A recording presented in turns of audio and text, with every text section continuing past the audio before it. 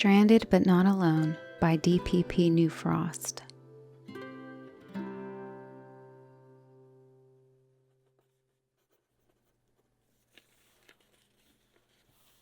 Pre-flight, night before trip.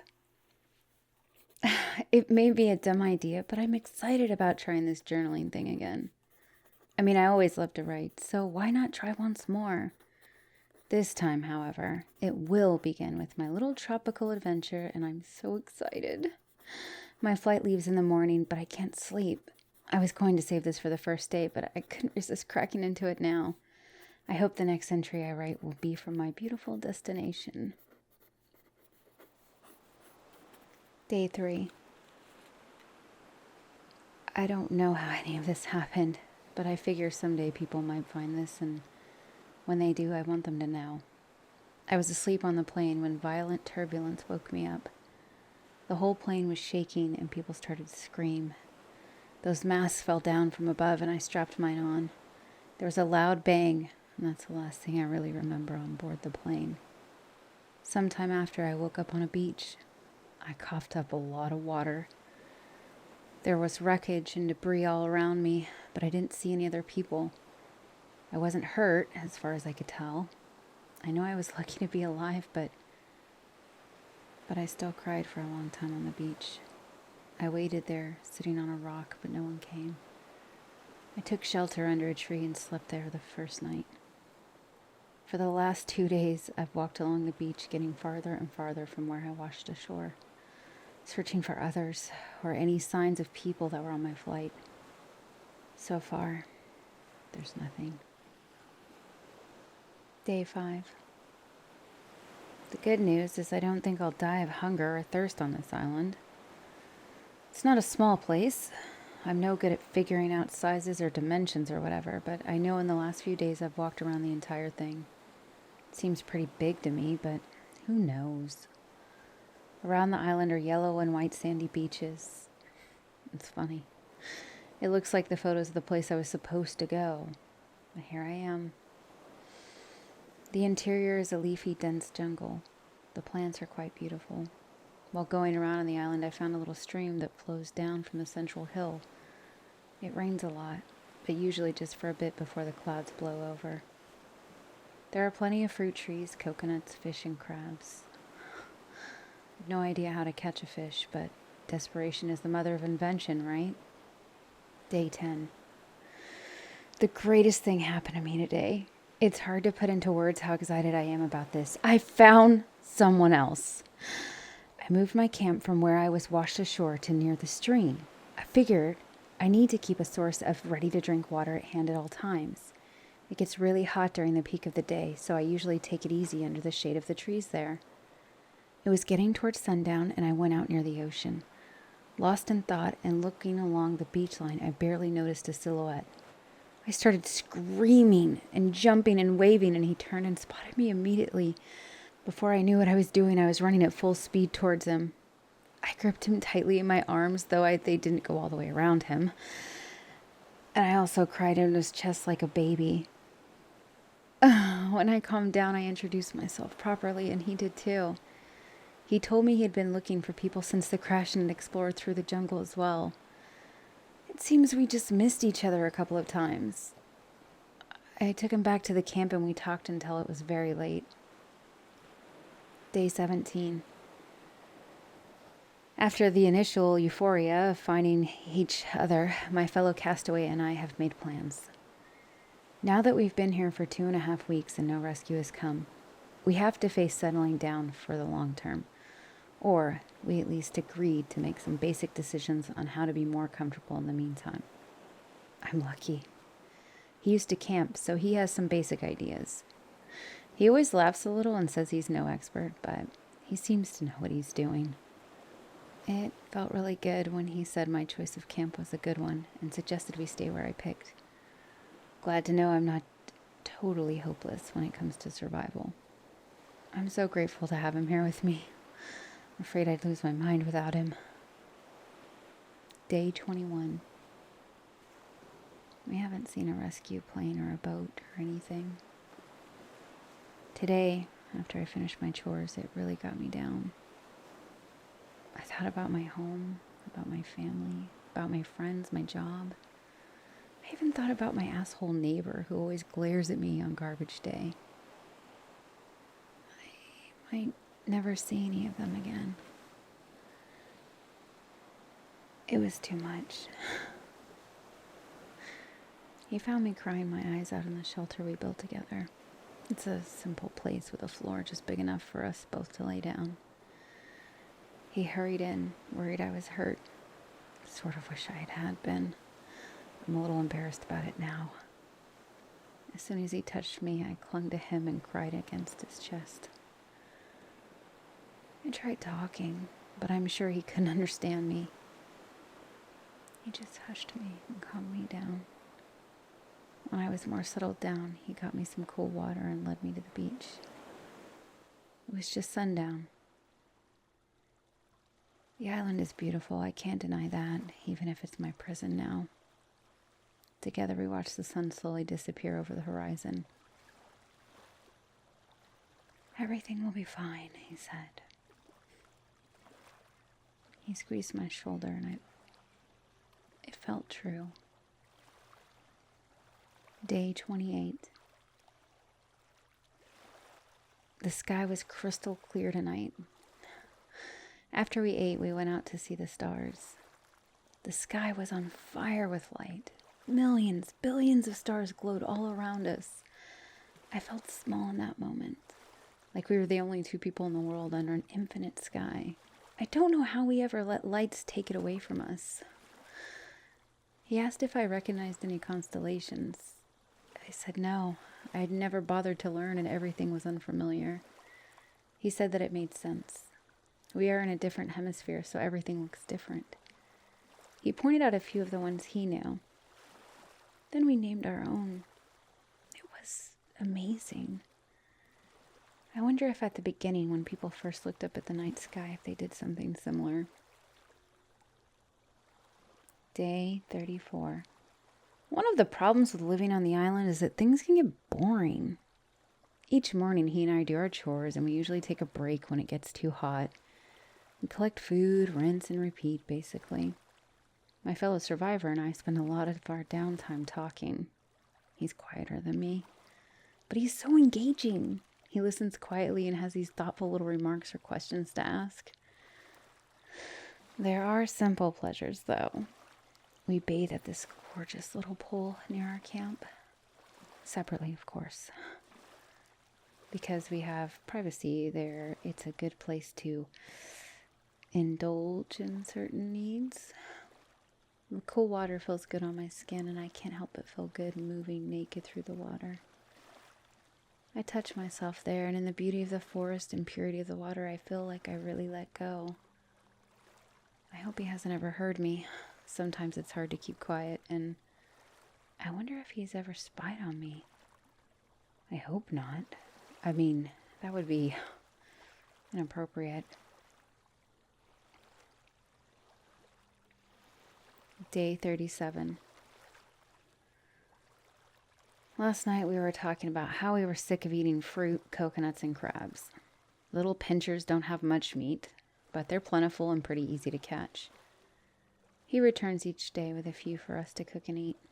Even still, though, it's getting really repetitive. This morning after we did the basics, he announced that we were going to the beach. He showed me something he'd been working on. From bits of metal, he fashioned hooks. He used leftover crab meat to be bait. Then he showed me his spear. He told me he couldn't promise anything. He smiled, and it looked nice beaming through the short beard he had grown since we crashed. The tide was out, and some little fish got stuck in a tidal pool. He perched himself on a rock, his shirt off, and got ready. I sat on the beach in a bikini I found from washed-up luggage. He caught my attention and swirled the spear around like a ninja. It made me laugh. For a moment, I felt like I was on my permanently delayed vacation.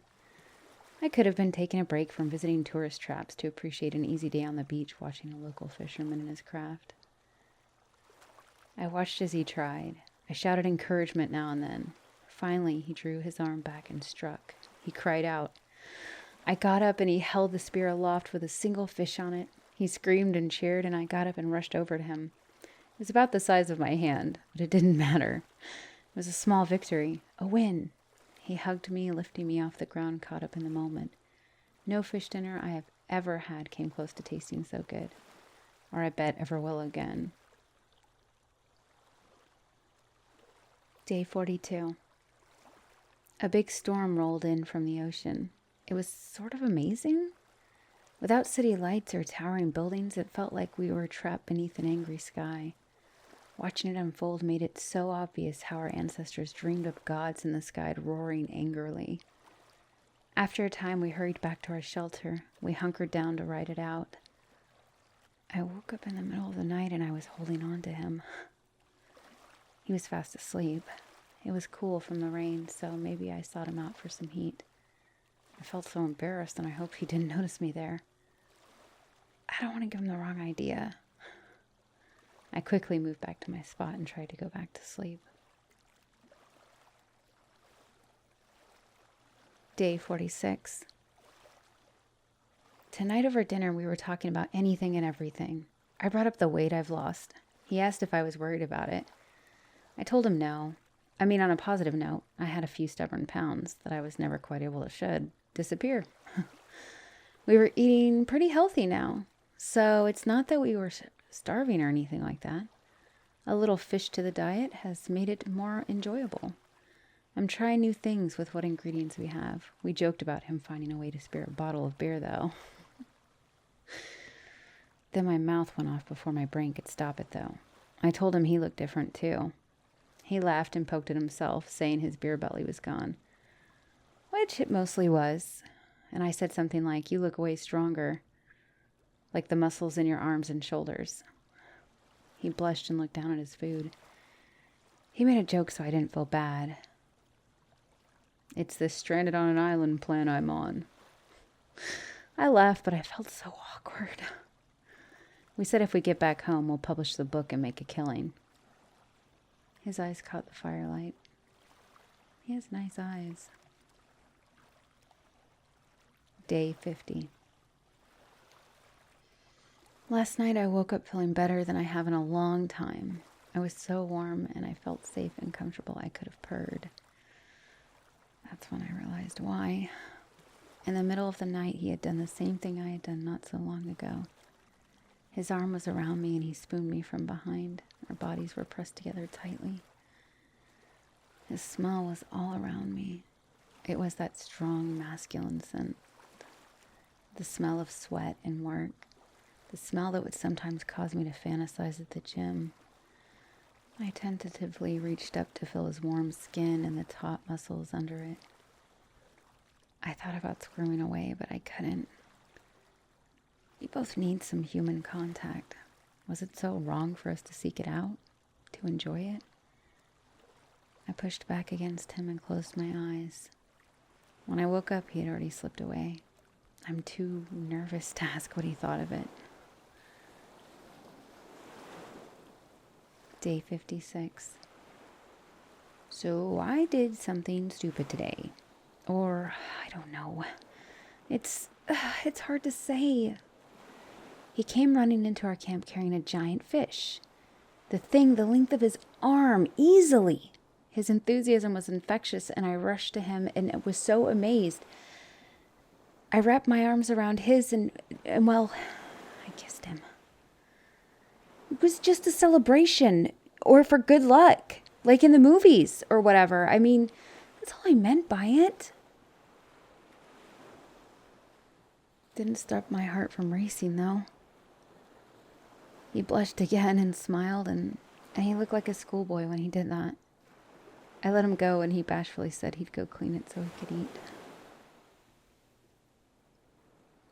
Day 60. We've now been on the island for 2 months.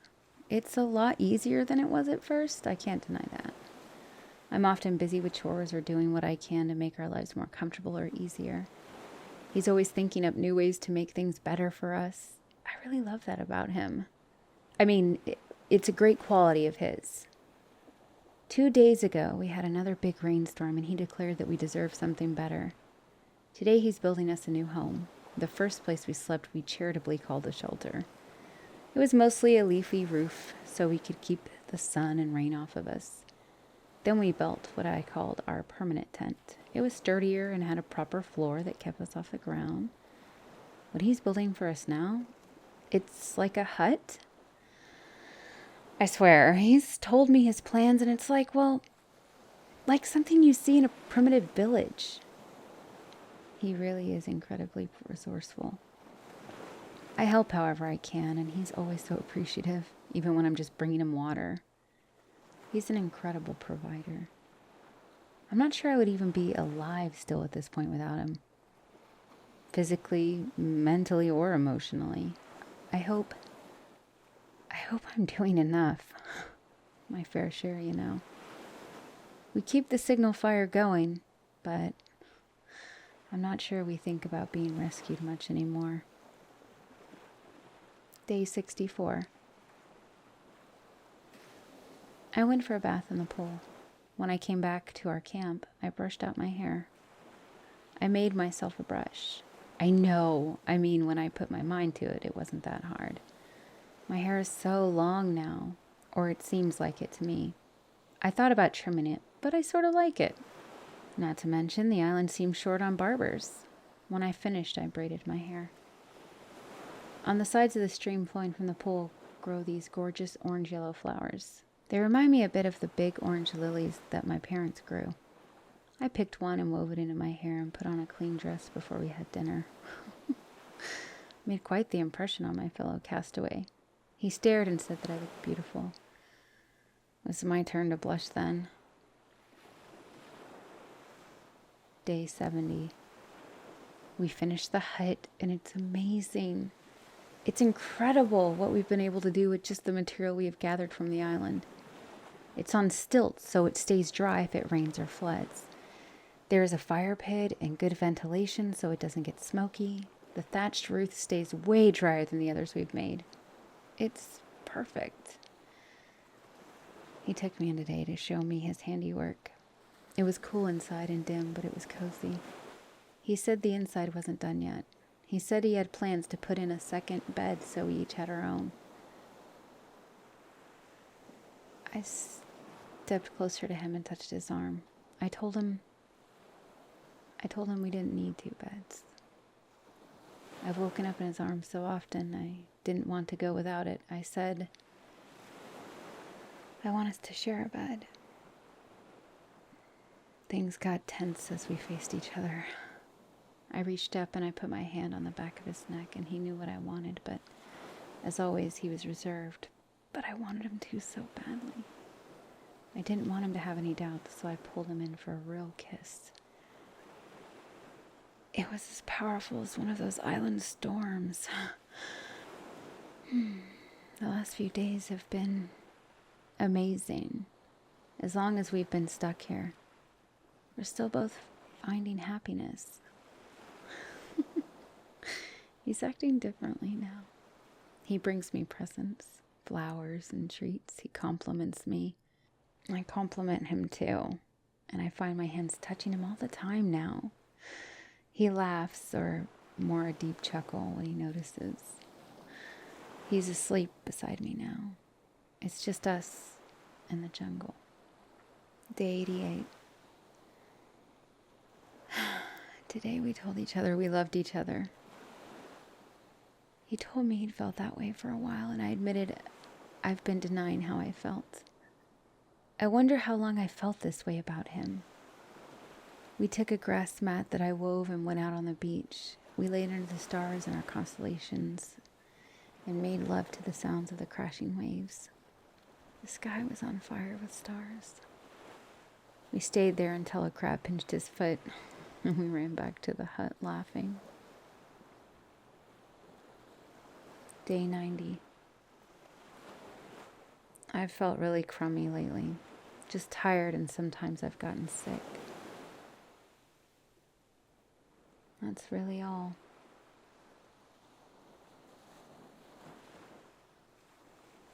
Day 94. He and I went for a swim and a bath at the pool together. Now that we're together, we don't have to pretend to be modest.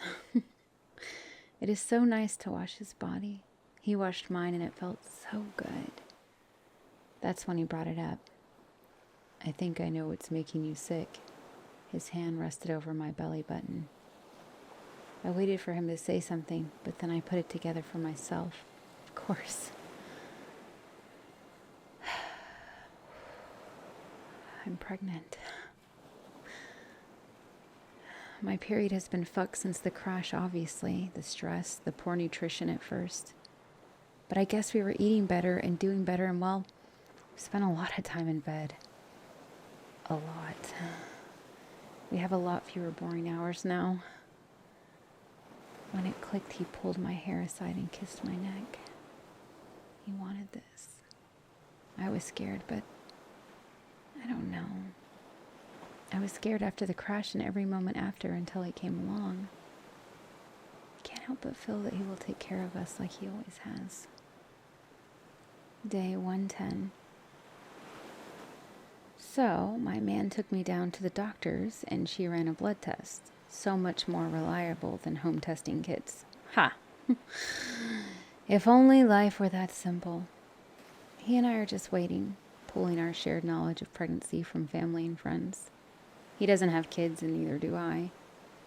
What I wouldn't do for a search engine. We've made more Blue Lagoon jokes than neither of us are proud of, but at least we're not siblings.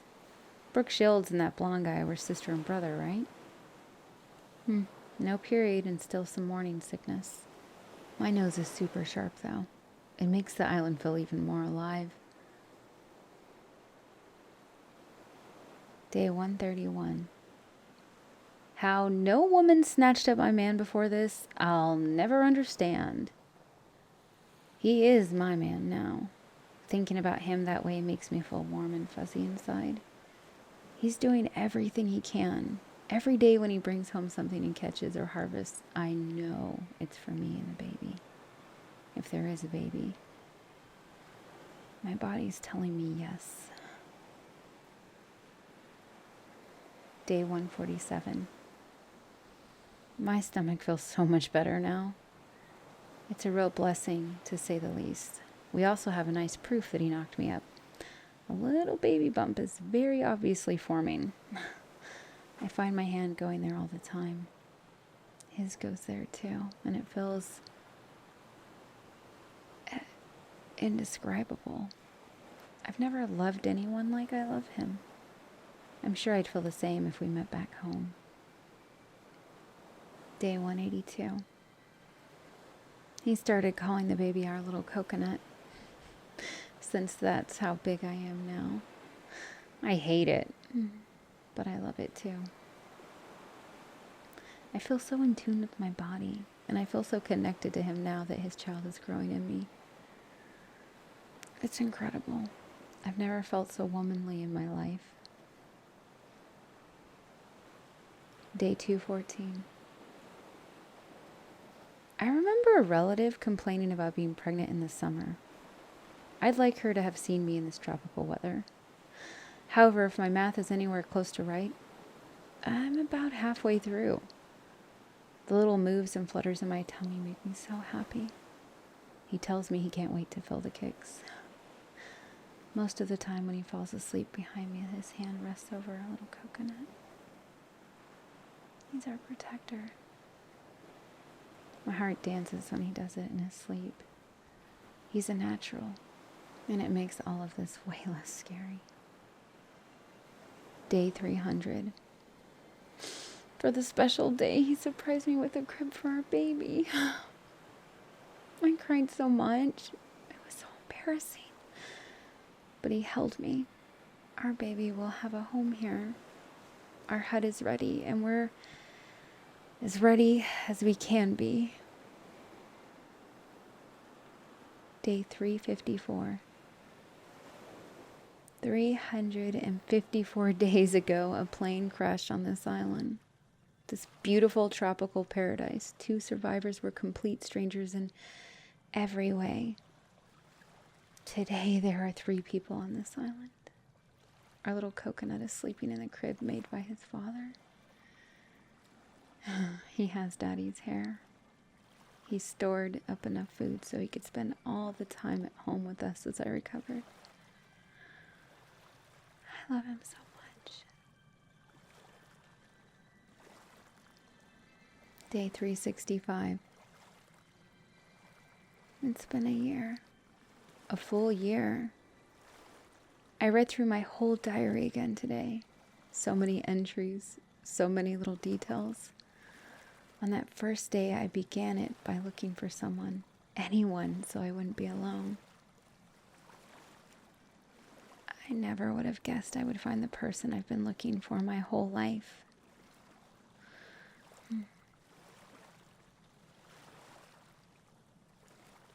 Day 375. We're standing on the beach. A boat is approaching from a ship that spotted our signal fires. It's a mixed feeling in my stomach, a lot of unknowns. I hold our baby close as my protector and lover holds me. Of course I want to return to civilization and give our son the best possible life we can.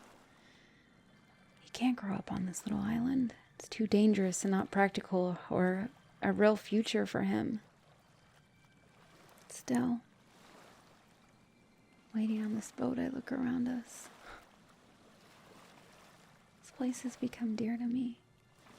Our paradise. It's changed us forever. It's made us a family. I hope we come back here someday. If we survived here, we can tackle the real world no problem. So long as we're together.